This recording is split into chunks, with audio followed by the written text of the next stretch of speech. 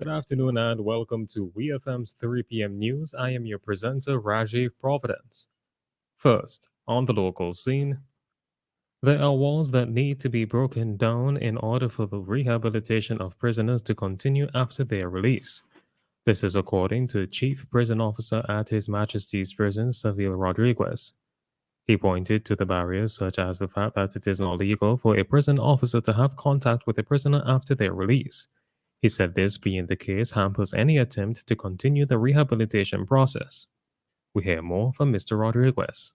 Where you mentioned like what the prison could do, things that we could do. There's not much more we can do. There's not much we could do when a person leaves our charge. As a matter of fact, there is legislation that prevents us as officers from interacting with persons who would have been incarcerated. If you see a prison officer in the company of an ex-convict, he's committing an offense by law, right? Upon release. So these walls really need to be broken down if we are to, you know what I mean? The onus is upon the state and its mechanisms to put things in place to help people upon departure from prisons. That was the Chief Prison Officer at His Majesty's Prisons, Saville Rodriguez. He noted that while the prison's rehabilitation programs have been effective in making positive changes in the lives of prisoners, there is still more that can be done. Prime Minister Dr. Ralph Gonsalves will officially open the South Rivers Temporary Health Center with a ceremony on Saturday, November 11th at 3 p.m. The ceremony will take place at the site of the new temporary facility directly opposite the existing health center in South Rivers. Construction on the project began in March 2023 and wrapped up in October 2023. The work was done by Bragza and subcontracted to local contractor Marcus James. The construction cost of the project is $460,000 and the cost to retrofit was $50,000. The land for the project was contributed by the government of St. Vincent and the Grenadines. This temporary health center was built to provide a temporary facility to house operations of the health center for 2 years, while a modern health facility is being built in South Rivers.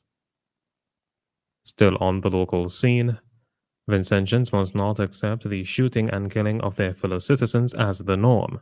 This comes from Acting Commissioner of Police Enville Williams as he spoke at a press briefing held by the Royal St. Vincent and the Grenadines Police Force. During his address, he emphasized just how much of a problem illegal guns and ammunition are for the Vincentian society. We hear more from Commissioner Williams. Over the period Friday to Sunday, 3 lives were lost due to senseless acts of violence, 2 of which by the route of illegal arms and ammunition. Friends, we have a problem where the use of illegal guns is becoming all too rampant among us, and we must not, as citizens, as Vincentians, allow this practice to be normalized as the way forward. As right-thinking Vincentians, we must not accept these occurrences as normal. That was the Acting Commissioner of Police, Enville Williams. He said that Vincentians must do everything in their power to rid SVG streets and communities of illegal firearms and ammunition, as well as of those in society who seek to utilize them to commit illegal acts. On to news in the region. There have been over 800 confirmed cases of dengue fever reported in Jamaica. According to Loop News, on record there are 3,147 suspected, presumed, and confirmed dengue cases on the island.